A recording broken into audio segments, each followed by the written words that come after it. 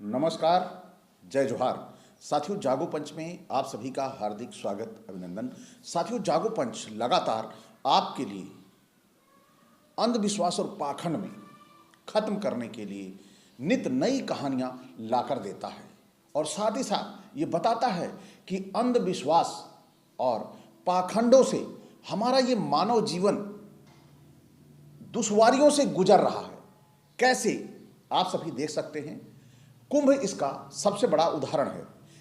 कुंभ में आप सभी देखिए कि कुंभ में बहुत ही भयंकर आग लगी और कम से कम 24 से 50 के आसपास में पंडाल जलकर खाक हो जाते हैं।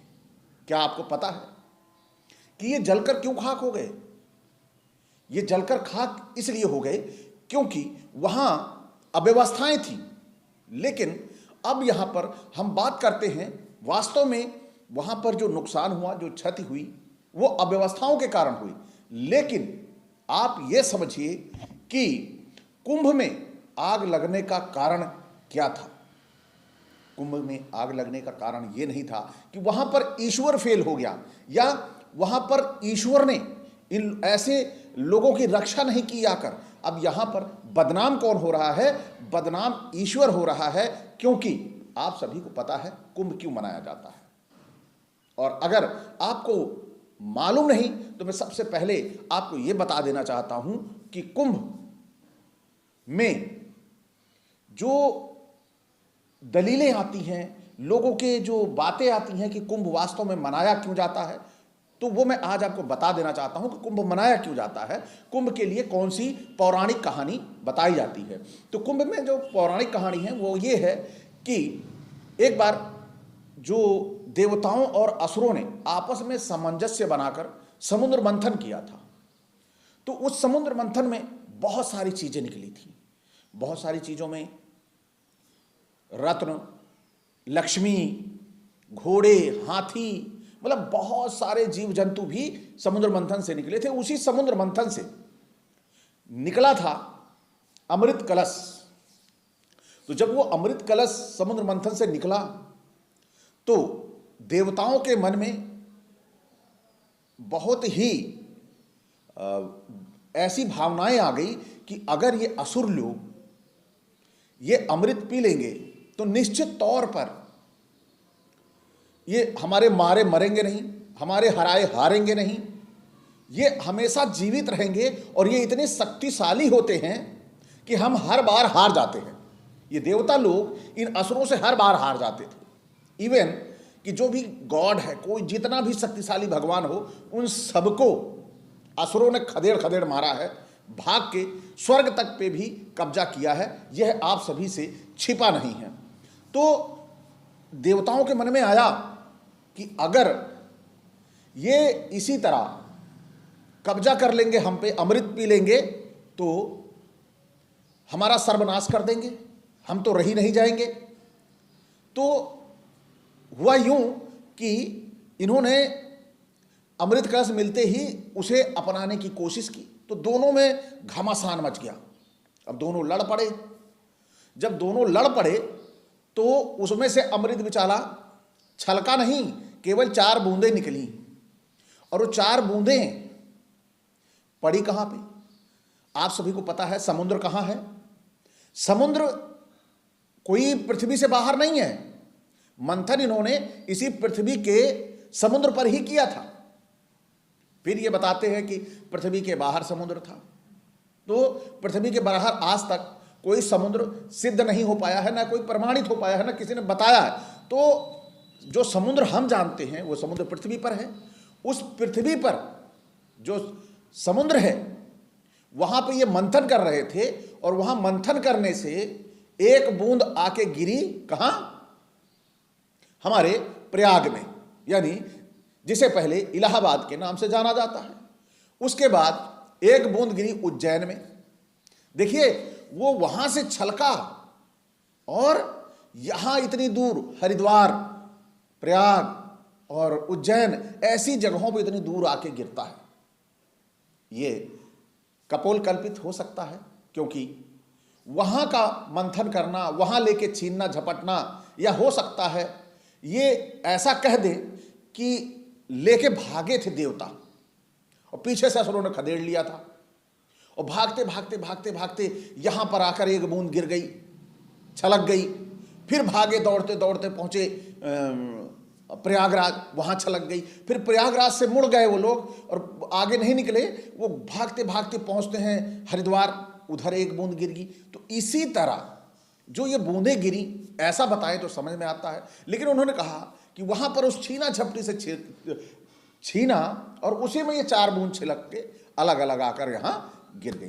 तो साथियों, यही जो अमृत गिरा, उस अमृत में की वजह से यहां पर इसे कुंभ मनाया जाने लगा, और यह पौराणिक कथाओं की घटना थी।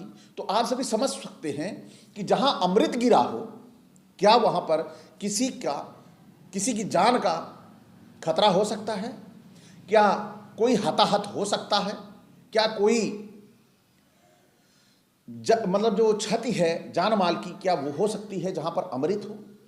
साथियों, अमृत तो गिरी थी, वो धरती में समा गई, लेकिन आज हम क्यों बेवकूफ़ी कर रहे हैं? एक जगह करोड़ों की भीड़ क्यों इकट्ठा करना चाहते हैं जब हम ऐसी व्यवस्थाएं कर नहीं पा रहे? आप देखिए, लखनऊ में बस पलट गई, कई लोगों को चोट लग गई, कुंभ जा रहे थे वो। तो इस तरह की घटनाएं होती है, जिसे बोलते हैं हम ये प्रायोजित घटना।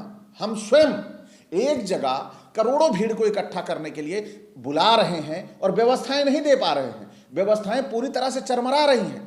क्या एक साधु, आप सभी को कुंभ में दिखाई दे रहा होगा, एक साधु कांटों पे लेटा है, ये कौन सी तपस्या है? एक साधु चिमटा लेके कोई सवाल कर रहा है तो उसको चिमटा लेके मार रहा है, तुम मेरे से क्यों पूछ रहा है? क्या ये हमारे साधुओं का धर्म है? हमारे साधु क्या ऐसे हो सकते हैं? नहीं, ऐसे हमारे साधु नहीं हो सकते। साधु का मतलब है धितिक क्षमा दमोस्तव शौच में निग्रह धीर विद्या सत्यम क्रोधो दशम धर्म लक्षण। अगर ये जो धर्म के 10 लक्षण हैं, अगर उस साधु में नहीं है तो वो साधु नहीं, स्वादु है।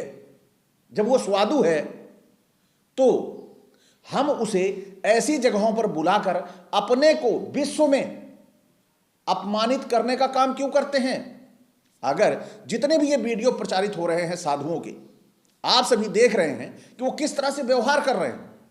क्या हम ये वीडियो सारे के सारे ऑनलाइन आ रहे हैं, हमारे मोबाइलों पे रील बन जा रही है, ये आज नहीं बरसों रील बनी रहेगी। तो क्या विश्व के स्तर पर ये हमारा अपमान नहीं है कि हमारे देश के साधु ऐसे होते हैं जो चिमटा लेके मारने लगते हैं? ये हमारे भारतीय संस्कृति का अपमान है जो ये इस कुंभ में हो रहा है। कहने को सारे देश के हमारे जितने सिद्ध पुरुष हैं, जितने सन्यासी हैं, सारे के सारे इकट्ठा हैं। जब इतना बड़ा पुण्य प्रताप, इतना बड़ा त्यागी महापुरुष वहां पर पहुंचा हुआ है, तो वहां तो दुर्घटना नाम की चीज होनी ही नहीं चाहिए।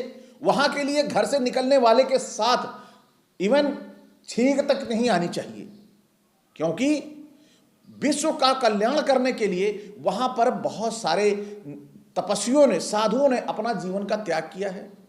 लेकिन क्या आपने ये देखा कि उनका त्याग कहीं काम आ रहा है?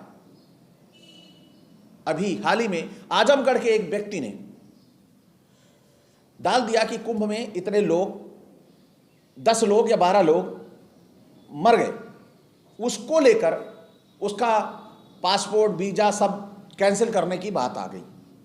लेकिन कल जो आग लगी, उसका पासपोर्ट, वीजा कैंसिल कर दिया गया, उसको जेल में डालने की तैयारी कर ली गई। लेकिन कल जो कुंभ में आग लगी, क्या उसकी जिम्मेदारी, जिसने इतना, जो लाखों करोड़ खर्चा करके कार्यक्रम वहां पे कर दिया है, क्या उसके ऊपर यह जिम्मेदारी गई कि आप अपना इस्तीफा दीजिए, आप जेल में जाएंगे कि आपकी वजह से वहां पर इतनी बड़ी अव्यवस्था हो गई कि करोड़ों लोगों की जान खतरे में आ गई? तो साथियों, ये एक बोलते हैं कि धर्म के नाम पर लोगों की भावनाओं के साथ खिलवाड़ करना, धर्म के नाम पर लोगों को एक जगह जबरन इकट्ठा करना, क्या यही महाकुंभ कहा जा सकता था कि सरकार घर घर कोरियर करेगी कुंभ का पानी, सरकार घर घर भेजेगी, बॉटल में, छोटे छोटे बॉटलों में पानी भर देगी, अपने टब में डालिए और स्नान करिए। वो लाभ मिल सकता था, क्योंकि भारत के ही शंकराचार्य ने कहा, अभिमुक्तेश्वर जो शंकराचार्य हैं, उन्होंने कहा कि जो नहीं आया है वहां पर वो पानी पहुंच जाए और वही फल प्राप्त होगा जो नहीं आ पाया। तो वहां पर जनछत करके आवश्यक अनावश्यक भीड़ इकट्ठी करके क्या मिलेगा? सारे के सारे शौचालय बने हैं, वीडियो जारी है, सोशल मीडिया पर वायरल है, किसी शौचालय में पानी नहीं है, अपना पानी लेके जाना है। तो ये क्या व्यवस्थाएं हैं? लोगों के साथ खिलवाड़ करना, आस्था के नाम पर, धर्म के नाम पर, कि नहीं 144 साल बाद लग रहा है और आप इसमें स्नान नहीं करेंगे तो आपका मुक्ति नहीं होगी। अरे भाई, ये तो भावनाओं के साथ खिलवाड़ है। कोई सर्टिफिकेशन देते हो क्या आप?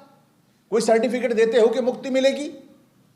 ये सरासर जो लोग आस्था और विश्वास में अपना जीवन लगाए हुए हैं, ये उनके साथ खिलवाड़ है। उनको ठंड में वहां इकट्ठा कर देना, रेत पे दरी बिछा के सोना, ये भी वीडियो वायरल है, आप सभी देखते होंगे।